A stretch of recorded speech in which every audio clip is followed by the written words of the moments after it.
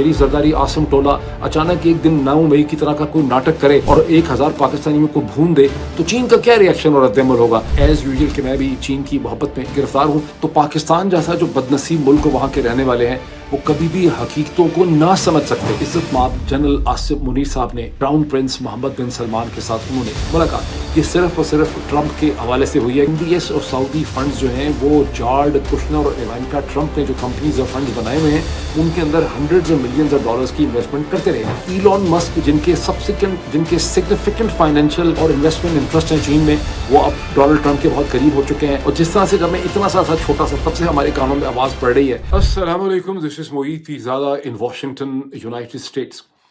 7 नवंबर 2024 जुमेरात का दिन पाकिस्तान में इख्तिताम पसीर है। इस स्टेज पे मेरे सामने बहुत सी डेवलपमेंट्स, बहुत से इश्यूज हैं जिनका ताल्लुक अमेरिका के नए मुंतखब सदर डोनाल्ड ट्रंप और उनके चीन और मशरक़ वस्ता के इंटरेक्शन से भी है। पाकिस्तान के army chief general Asim Munir साहब MBS से जो उन्होंने मुलाकात की मोहम्मद बिन सलमान से सऊदी अरब में, वो वहाँ किस किस्म की बातचीत करने गए हुए थे, ये भी मेरे सामने है। पाकिस्तानी मीडिया किस हद तक ज़हनी तौर पे ज़वाल पजीर हो चुका है, किस तरह से डिपोर्टेशन की गैर बरतानिया से पाकिस्तानियों की डिपोर्टेशन की बातें हो रही हैं, उसके अंदर बुनियादी फ्लॉ क्या है, और अभी बहुत सी ऐसी रिलेटेड डेवलपमेंट्स जो हैं ट्रांसनेशनल रिप्रेशन के हवाले से, और हमें सोचना क्या है मुस्तकबिल के हवाले से। तमाम इश्यूज़ मेरे सामने हैं। मैं इसीलिए आपसे रिक्वेस्ट भी करूंगा कि इस वीडियो को आखिर तक देखने की कोशिश करें। लेकिन सबसे पहले आपको रिमाइंड करवाऊंगा कि आप में से जिन लोगों ने अभी तक इसे सब्सक्राइब नहीं किया, इसे सब्सक्राइब करें, बेल आइकन पे क्लिक करें ताकि आपको इसके नोटिफिकेशंस मिल सकें। इसे शेयर करें, इसकी डिबेट में हिस्सा लें। और जिस तरह से अभी तक नवंबर के शुरू में इसमें इसकी तादाद में इजाफा हो रहा है, मुझे लग रहा है बहुत आसानी से हम 6,30,000 या 6,40,000 का फिगर जो है हम क्रॉस कर सकते हैं।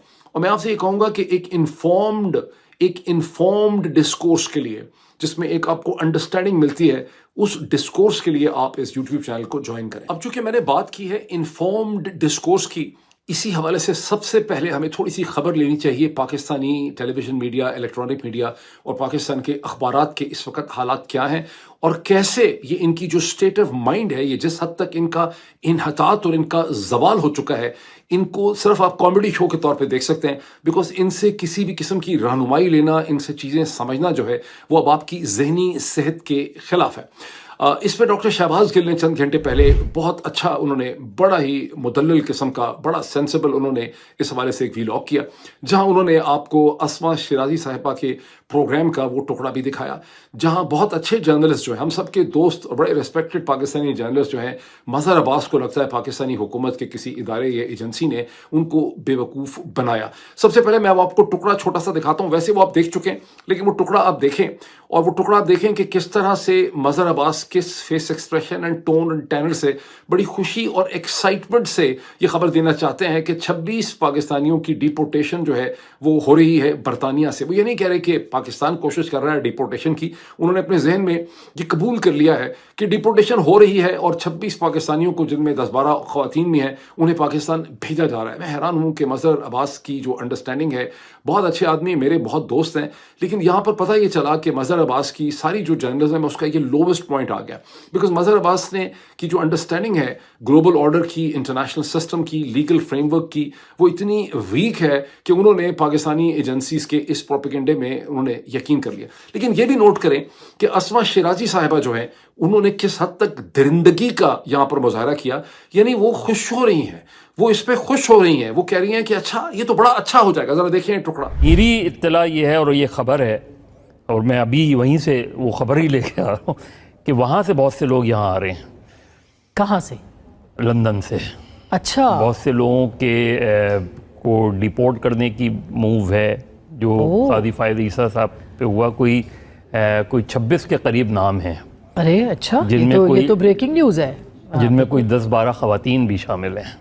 वो जो बाहर एवनफील्ड के बाहर भी खड़ी होती हैं और वो जिन्होंने हमला भी किया, ये तो अच्छा हो जाएगा अगर ऐसा हो। ये कहना बहुत ज़रूरी है कि मजहर अब्बास एक अच्छे आदमी हैं, एक अच्छे इंसान हैं, एक अच्छे जर्नलिस्ट हैं। लेकिन यहाँ पे जो चीज़ रिवील हुई है वो ये कि मजहर अब्बास की वेस्टर्न वर्ल्ड और दुनिया के ग्लोबल फ्रेमवर्क की अंडरस्टैंडिंग कितनी ज़्यादा कमज़ोर है।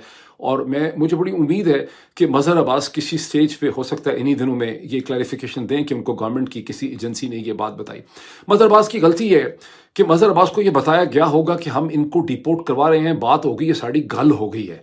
उन्होंने ये अंदाज़ा नहीं लगाया कि बरतानिया में दुनिया भर के जो इमिग्रेंट हैं और दुनिया भर के जो लोग हैं, उन्होंने बरतानिया में पनाह ले रखी है और बरतानिया में हर किस्म के मुजाहरे होते रहते हैं। ये खाली पाकिस्तानियों का चक्कर नहीं है, फिर यहाँ से सिखों की भी डिपोर्टेशन हो रही होगी, फिर यहाँ से यूक्रेनियंस की भी डिपोर्टेशन हो रही होती, फिर यहाँ से रशियन इमिग्रेंट्स की भी डिपोर्टेशन हो रही होगी, फिर यहाँ से टर्किश की भी डिपोर्टेशन हो रही होगी, फिर यहाँ से और भी पता नहीं किस किस को पकड़ के बाहर निकाल दिया जाएगा।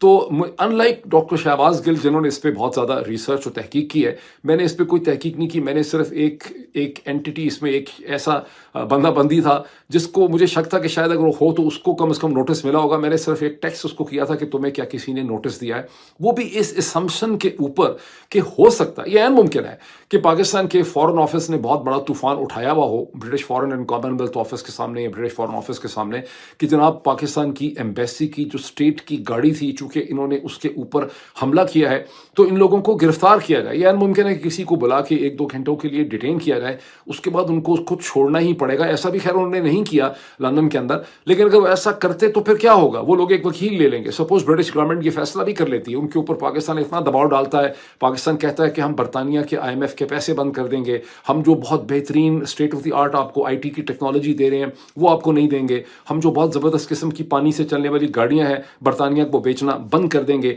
हम बरतानिया की माली इमदाद बंद कर देंगे, हम जो यूनाइटेड नेशन के अंदर बरतानिया को सपोर्ट करते हैं वो भी बंद कर देंगे, आपकी डिफेंस की जो जिम्मेदारी हमने उठाई हुई है बहादुर पाकिस्तान की फौजों के जरिए वो भी हम आपकी बंद कर देंगे। तो बरतानिया पे इतना दबाव डाल के वो हो सकता है कि अरेस्ट भी करवा लें किसी को, लेकिन फिर वो लोग किसी अदालत में जाएंगे, अदालत में जाएंगे, अदालत देखना चाहेगी कि किस चीज़ और किस इशू के ऊपर ब्रिटिश गवर्नमेंट जो है वो उन्हें डिपोर्ट करने लगी है। ये वो इश्यूज़ हैं जिनकी मुझे लगा कि मजहर अब्बास साहब को बिल्कुल भी अंडरस्टैंडिंग नहीं थी, और आई एम श्योर कि मजहर Abbas being a good man इसकी कोई क्लैरिफिकेशन देंगे। लेकिन अस्मा शिराजी साहिबा जब कहती हैं कि ब्रेकिंग है और उनके चेहरे के ऊपर जिस किस्म की खुशी है और जिस तरह से वो कहती हैं कि ये तो बड़ी अच्छी चीज़, यानी अच्छी चीज़ होने लगी है कोई, इससे बदकिस्मती से मुझे अफसोस से ये कहना पड़ता है कि अस्मा शिराजी साहिबा के अंदर का जो इंसान है, उनके अंदर की जो बेरहमी है, उनके अंदर की जो गैर इंसानी किस्म का कोई पता नहीं क्या चीज़ उनके अंदर छुपी हुई है, वो यहाँ रिवील होती है। इससे ये भी पता चलता है कि अस्मा शिराजी की किसी किस्म की इंसानी इक़्तिदार नहीं है, उनका जमहूरियत के अंदर फ्रीडम ऑफ एक्सप्रेशन में प्रोटेस्ट के राइट के अंदर उनका कोई बिलीफ नहीं है। और अस्मा शिराजी जो मौजूदा शरीफ जरदारी आसम टोले की जो मुजरमाना हुकूमत है वो उसको बिल्कुल वो एक सही हुकूमत समझती है। मतलब ये तमाम चीज़ें यहाँ से पता चलती हैं। अस्मा शिराजी साहिबा के कमेंट के 2 हिस्से हैं। एक उनका वो कमेंट है जहाँ वो कहती हैं अच्छा ये तो ब्रेकिंग न्यूज़ है, ये बहुत बड़ी डेवलपमेंट है, वो जायज़ है, मतलब वो एक उसमें सरप्राइज़ का इजहार कर रही हैं। लेकिन उनका वो जो जुमला है कि ये तो बड़ी अच्छी चीज़ है, अच्छी चीज़ से मतलब है कि वो काजी फायज़ ईसा के साथ भी खड़ी हैं। काजी फायज़ ईसा ने पाकिस्तान की जमहूरियत, पाकिस्तान के आइन, पाकिस्तान की सुप्रीम कोर्ट के साथ जो कुछ किया, उस एक जुमले में अस्मा शिराजी साहिबा ने उसे भी माफ़ कर दिया, यानी उसे भी उन्होंने अप्रूव कर दिया है, सील ऑफ अप्रूवल लगाई है। उन्होंने पाकिस्तान में जिस तरह से इलेक्शन लूटे गए उसके ऊपर भी सील ऑफ अप्रूवल लगाई है। और ये वो चीज़ है कि जब इलेक्शन हुए, यहाँ पे आप देखें कि यहाँ पे लोग एक्सपोज कैसे अपने आप को करते हैं।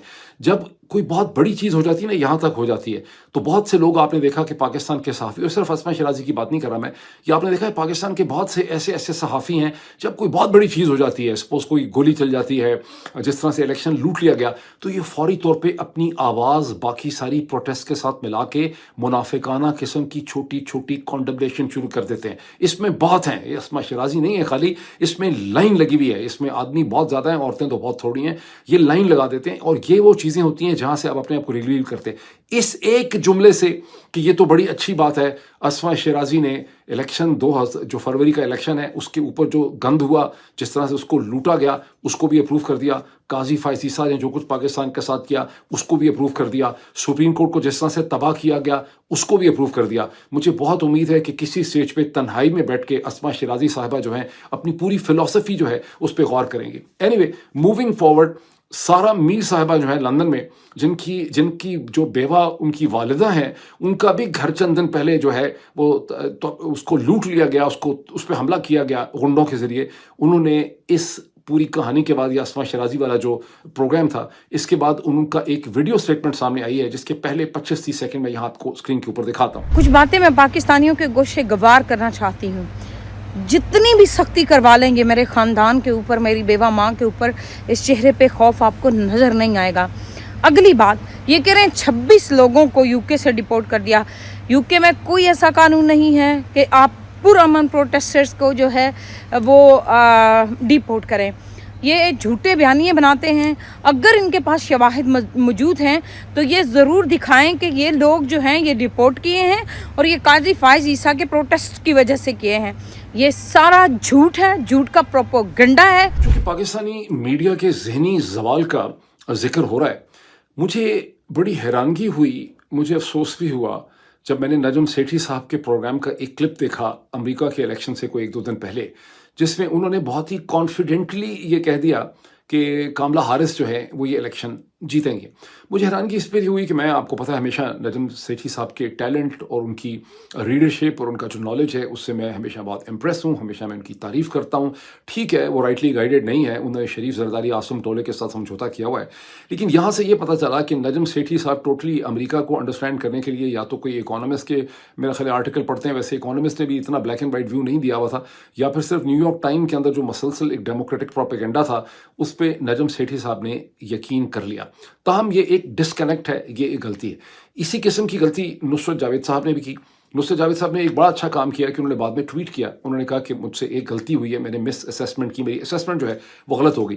لیکن پھر اپنے پروگرام میں شاید وہ مسکا لگاتے ہیں, ان کو شغل بیلا کرنے کی عادت ہے, وہاں انہوں نے کوئی عجیب جوئے والا, جس کا ڈاکٹر شہباز گل نے بہت مذاق اڑایا کہ جوا لگا ہوا تھا بہت زیادہ, اس سے ہوا ہے. یہاں پہ ونس اگین اگر واقعی انہوں نے, میرا نہیں خیال ہو سکتا ہے نصرت جاوید کو چونکہ شغل بیلا کرنے کی بہت عادت ہے, لیکن اگر نصرت جاوید صاحب یا اور بھی کسی کے ذہن میں یہ ہے کہ امریکہ میں سٹے بازی یا جوئے سے اس پوری پولیٹیکل مشین کو کنٹرول کیا جا سکتا ہے, تو then it also reveals serious disconnect from understanding the world around you. لیکن سب سے مزے, ویسے تو پاکستان کے برے ہی حالات ہیں سارے اخبارات کے بھی, سارے جو کالم لکھے جاتے ہیں پاکستان کے اخبارات میں اکا دکا کو چھوڑ کے آن این ایکسیپشنل جو کالم چھپتے ہیں پاکستان کے انگریزی اخبارات میں وہ بالکل بھی پڑھنے جوگے نہیں ہیں. لیکن ایک صاحب کا میں نے کالم غلطی سے دیکھا, پہلے میں نے ان کا ایک ٹویٹ دیکھا, ان کا نام ہے ندیم ایف پراچا. یہ ڈان کے کچھ اسموکر کارنر کا کالم وہاں پہ لکھتے ہیں ڈان اخبار کے اندر. میری ان سے کبھی ملاقات نہیں ہوئی, لیکن میں کم از کم سمجھتا تھا کہ پڑھا لکھا آدمی ہے, اور کالم لکھنے کا بھی طریقہ یہ ہے کہ اس کے اندر بے تحاشا دنیا کی, امریکہ میں یہ ہوا, برطانیہ میں ہوا, جرمنی میں یہ ہو گیا تھا, فلاں کتاب میں لکھا ہے, اس قسم کی چیزیں اس میں ڈال دیتے ہیں جس سے لگتا ہے کہ اپنی علمیت جھاڑنے کی انہوں نے کوشش جو ہے کی ہوتی. لیکن ان کا ایک ٹویٹ میری نظر سے گزرا سب سے پہلے. اس ٹویٹ میں انہوں نے یہ کہا کہ جنرل عاصم منیر نے کم از کم ایک اچھا کام یہ کیا ہے کہ انہوں نے پاکستان کو بچا لیا پاپولزم سے. پھر میں نے ان کے اور ٹویٹ دیکھے, پھر میں نے ان کے کالم دیکھے, تو مجھے پتا چلا کہ یہ صاحب جو ہیں ندیم ایف پراچا صاحب پاکستان کے لوگوں سے ایز پر مائی انالیسس شدید نفرت کرتے ہیں. اور ایلیٹزم کا اگر آپ نے کوئی سمبل دیکھنا ہے, اور گرامر اسکول کراچی سے انہوں نے پڑھا ہوا ہے, اور گرامر اسکول کراچی جو ہے وہ صرف ایلیٹزم پیدا کر سکتا ہے, تو ایک ایسا ایلیٹسٹ ان کا مائنڈ سیٹ ہے جس میں یہ پاکستان کے اندر رہتے ہوئے پاکستان کے لوگوں سے, وہاں کی جمہوریت سے, ان کی تھاٹ سے, ان کی سوچ سے یہ شخص شدید نفرت کرتا ہے. ٹھیک ہے, یہ آپ تھوڑا سا ریسرچ کرنے کے لیے دیکھیے گا کہ کیسے کیسے لوگوں کو ڈان اخبار نے کالم دیا ہوا ہے, اور اوپر سے انا پرستی اور انا پرستی ان کی جو ہے کیا کہتے ہیں نارسسم اتنی زیادہ ہے کہ ہر کالم کے اندر ان کی بڑی سی تصویر اس طرح سے چھایا کی جاتی ہے جیسے کہ یہ کوئی بریڈ پٹ ہے یا ٹام کروز ہے یا کوئی پتہ نہیں اینجلینا جولی ہے, یہ کوئی بہت بڑا سیلیبریٹی ہے. دنیا میں بڑے بڑے لوگوں کے کالم چھپتے ہیں بڑے بڑے اخباروں میں, لیکن وہ کالم کے اندر اتنی بڑی تصویر درمیان میں جو ہے وہ ان کی نہیں ہوتی. سارے آرگومنٹ کی باٹم لائن کیا ہے؟ اس کی باٹم لائن یہ ہے کہ پاکستان کا جو پرنٹ اور الیکٹرانک میڈیا ہے, زیادہ الیکٹرانک لیکن پرنٹ بھی, وہ ایک ذہنی انحطاط کے اور زوال کے ایک ایسے سٹیج پہ آ چکا ہے جہاں اس کی میننگ فل پازیٹیو کنٹریبیوشن کرنے کی جو کیپیسٹی ہے پاکستان کے مستقبل پہ, وہ تقریباً ختم ہو چکی ہے. ذہن میں یہ رکھیے کہ یہ جو پاکستان کا الیکٹرانک اور پرنٹ میڈیا ہے, یہ اربوں روپے کی مالیت پہ ہر سال اس کا ریونیو ہے جس کے اوپر یہ چلتا ہے. صرف ڈان کے انگریزی اخبار کا ریونیو کم از کم بھی میرا اندازہ ہے کہ 4 سے 5 ارب روپے کا سال کا اس کا ریونیو ہے. حکومتیں ان اخبارات کو, ان ٹیلی ویژن چینلز کو انڈر دی ٹیبل پیمنٹس بھی کرتی ہیں, لیکن یہ میڈیا کوئی پازیٹیو کنٹریبیوشن نہیں کر سکتا.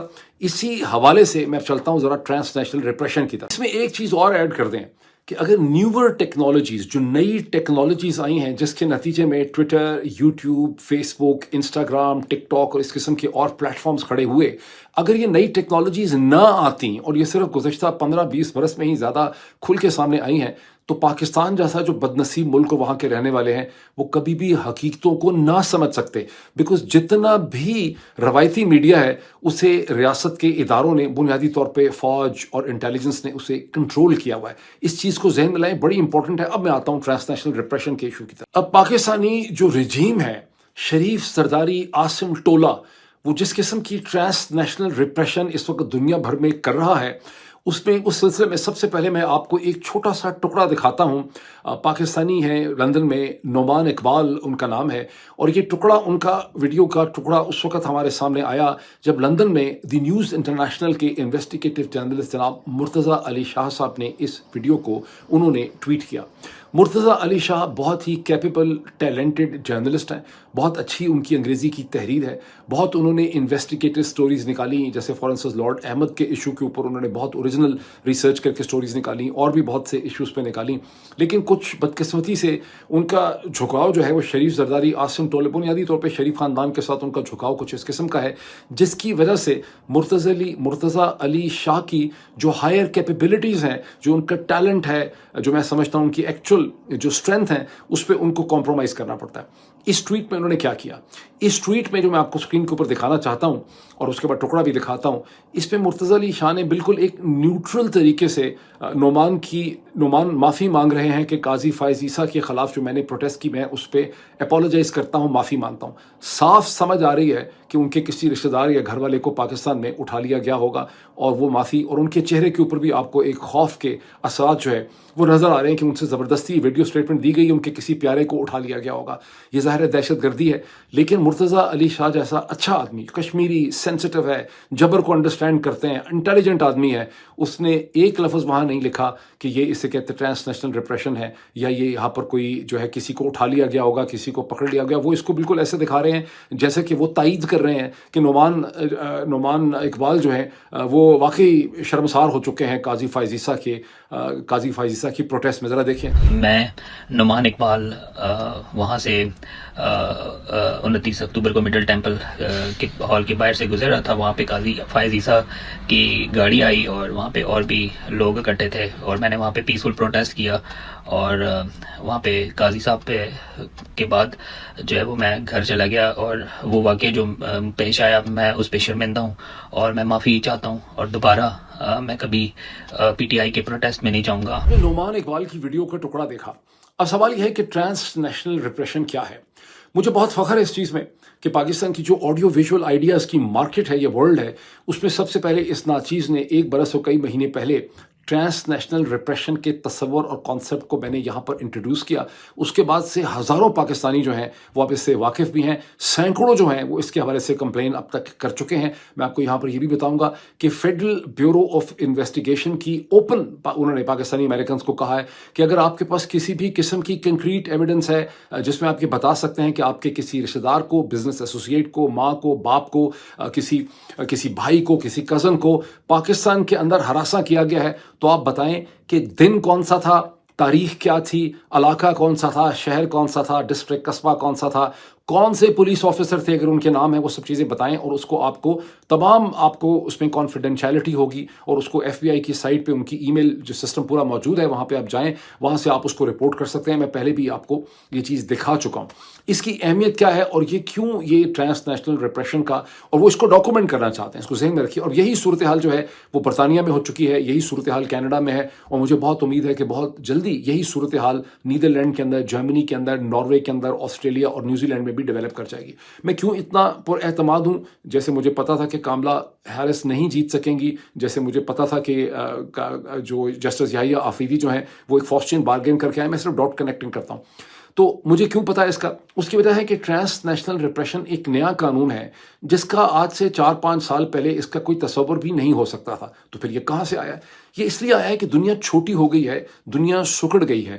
اب جو بہت سے ایکسپیرٹس ہیں, خواہ وہ چین سے ہوں, نارتھ کوریا سے ہوں, ایران سے ہوں, کہیں سینٹرل ایشین ریپبلک سے ہوں, رشیا سے ہوں, یا وہ پاکستان سے ہوں, یا وہ ہندوستان سے ہوں, وہ اپنے ان ڈیموکریٹک رائٹس آف پروٹیسٹ کو, بولنے کے, شور مچانے کے, پروٹیسٹ کرنے کے, جلوس نکالنے کے رائٹ کو ایکسرسائز کرتے ہیں, جو ان کو ان مغرب کی ڈیموکریٹک سوسائٹیز نے وہ رائٹس ان کو دیے ہوئے ہیں. جب وہ ان رائٹس کو ایکسرسائز کرتے ہیں تو جو بیوقوف جابرانہ حکومتیں, ڈکٹیٹرشپ اور چوروں کے ٹولے بیٹھے ہوئے ہیں پاکستان وغیرہ میں, وہ یہ سمجھتے ہیں کہ ہمارے اوپر حملہ ہو رہا ہے, اور وہ اپنا جو ایک ان کو, جو پاکستان کے تمام لوگوں کو انہوں نے اپنے سو کالڈ قوانین کے ذریعے اور اپنے جبر میں جکڑا ہوا ہے, ان کو لگتا ہے یہ ہمارے تسلط سے باہر ہیں, اور وہ پھر نادرہ کو استعمال کرتے ہیں, پولیس ریکارڈز کو استعمال کرتے ہیں, لوگوں کے گھروں میں ان کے رشتہ داروں کو ڈھونڈتے ہیں, ان کے گھر جا کے توڑ دیتے ہیں یا ان کو اٹھا لیتے ہیں, اغوا کر لیتے ہیں.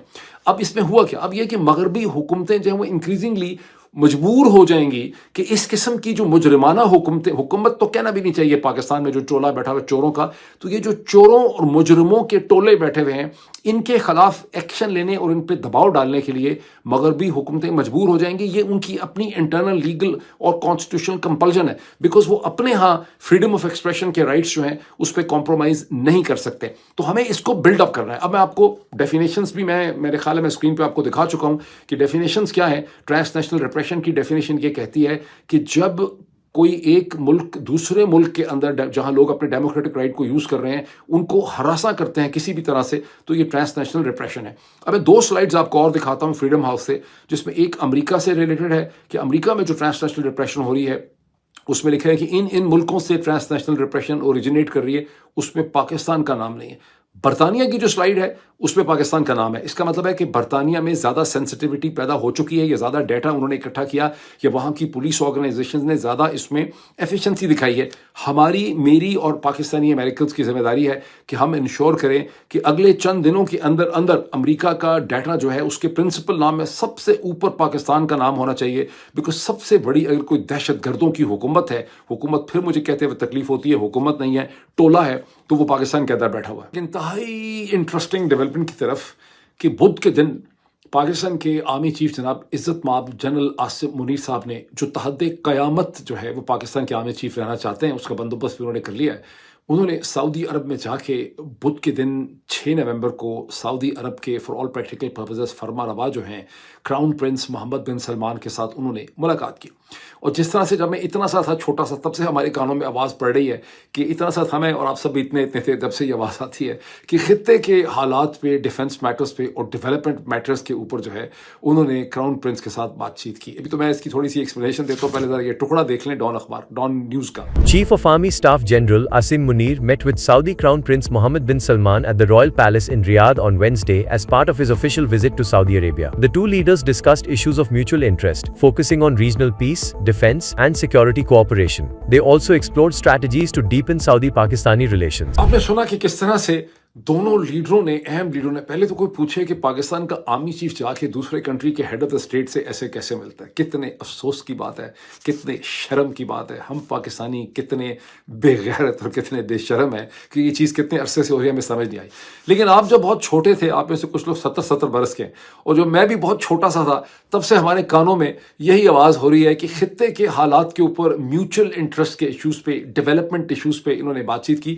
اور میں یقین مانے, آپ ہو سکتا ہے سب لوگ بڑے سمجھدار ہوں, میں اتنا بے وقوف, نادان اور احمق تھا کہ کم از کم 3-4 سال پہلے تک میرے ذہن میں یہ ہوتا تھا کہ جب پاکستان کا آرمی چیف سعودی عرب جا کے اس طرح کی کوئی ملاقات کرتا ہے تو پاکستان کا دکھ اور درد وہاں پہ لے کے جاتا ہے. وہاں بات کرتا ہوگا کہ جناب انڈیا کی طرف سے ہمیں بڑا خطرہ ہے, ہم چین کی طرف یہ انیشیٹو لے رہے ہیں, ہمیں فلاں قسم کے ڈیفنس پروجیکٹ کے لیے اس قسم کے پیسے چاہیے, یا ہماری اکانومی کے بڑے برے حالات ہیں تو ہمیں کوئی تیل ویل جو تھوڑا سا سبسڈی کے اوپر دے دیں یا ڈیفرڈ پیمنٹ کے اوپر دے دیں.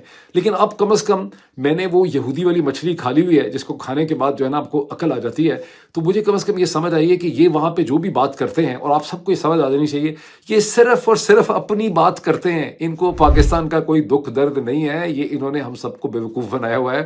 یہ وہاں پر گئے اس لیے کہ MBS کے ویسے بھی بہت اچھے ریلیشن شپ رہے ٹرمپ ایڈمنسٹریشن کے ساتھ. محمد بن سلمان نے اور سعودی عرب نے ٹرمپ ایڈمنسٹریشن کو میں بہت انویسٹمنٹ کی ہوئی ہے فائنینشلی. ان کے ایک بڑے اسٹریٹجک ریلیشن شپ ہیں ٹرمپ ایڈمنسٹریشن پچھلی کے ساتھ اور ابھی بھی ہوں گے.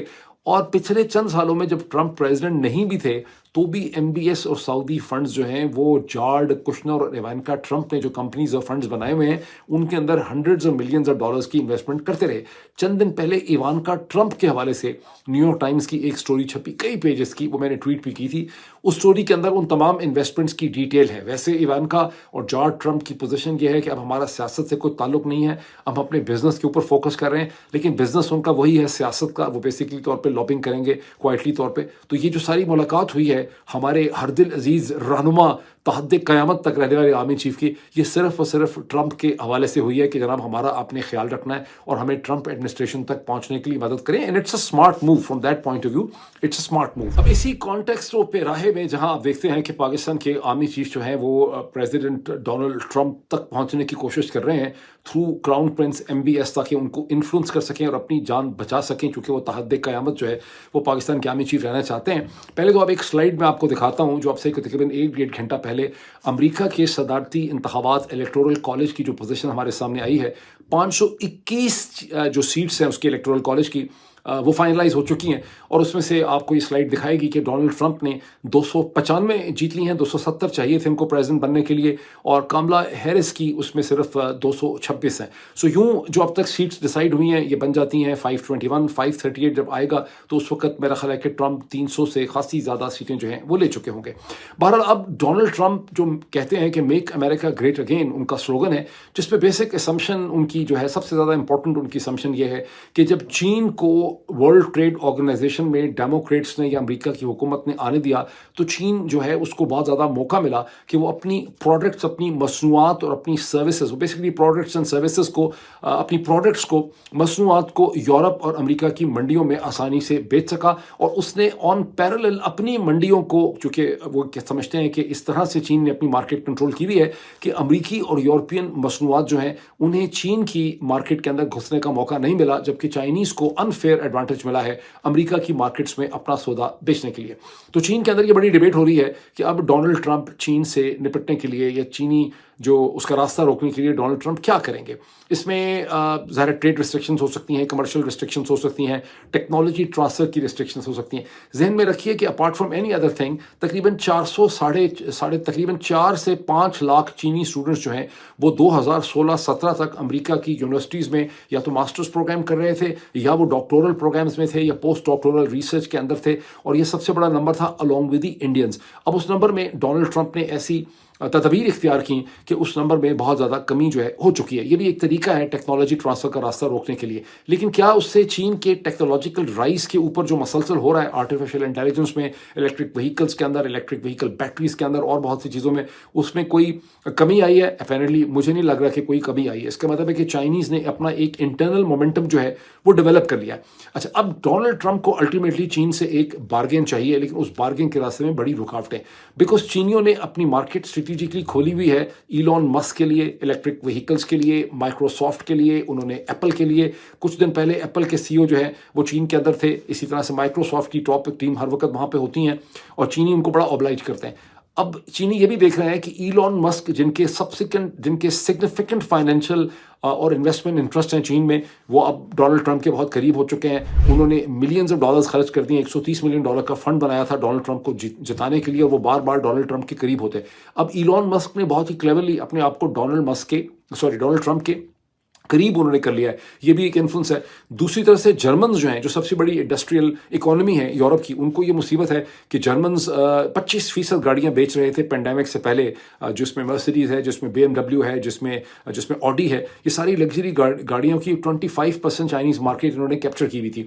وہ ویسے ریڈیوس ہو کے 15% ہو گئی ہے. وہاں آلریڈی پرابلم یہ ہے کہ امریکہ کے دیکھی چینیوں نے یہ کہنا شروع کر دیا ہے کہ چائنا فرسٹ, تو وہ آلریڈی اس چکر میں وہ نہیں خریدے جرمن گاڑیاں. امریکیوں کو بھی مسئلہ ہے. تو ایک تو یہ ریسٹرکشن ہے ڈونلڈ ٹرمپ پہ کہ یہ کمپنیز جو ہیں وہ ڈونلڈ ٹرمپ کے اوپر, ایلون مسک اور یہ ساری جرمن کمپنیز پریشر ڈالیں گی, اور یورپ سے بہت زیادہ ٹریڈ ریسٹرکشن کروانے میں جرمنز جو ہیں اس کو ریزسٹ کریں گے. لیکن خود امریکہ کے اندر ایک پرابلم ہے. امریکہ میں پرابلم یہ ہے کہ امریکی فارمرز جو ہیں وہ اپنے پروڈکٹس کو, امریکہ میں ایگریکلچر سبسیڈائز ہوتی ہے, وہ اپنے فارم پروڈکٹ کو دنیا میں بیچ نہیں پا رہے, اور چین ان کے فارم پروڈکٹس کی, جیسے سویا بین ہے, سویا آئل ہے, اس کی سب سے بڑی مارکیٹ ہے, اور وہ چاہتے ہیں کہ ڈونلڈ ٹرمپ چین کو مجبور کریں کہ وہ ان کے ایگریکلچر پروڈکٹ خریدیں. سو ڈونلڈ ٹرمپ کا چین کے ساتھ ڈیل کرنا جو ہے وہ اچھا خاصا ایک ٹف قسم کا ٹاسک ہوگا. اب یہ ویڈیو پہلے ہی بہت لمبی ہو گئی ہے، ورنہ میرے پاس بہت اور پوائنٹس اور بہت اور مواد تھا، لیکن حرف آخر کے طور پہ میں ایک بہت امپورٹنٹ سوال آپ کے ذہنوں میں اٹھانا چاہتا ہوں.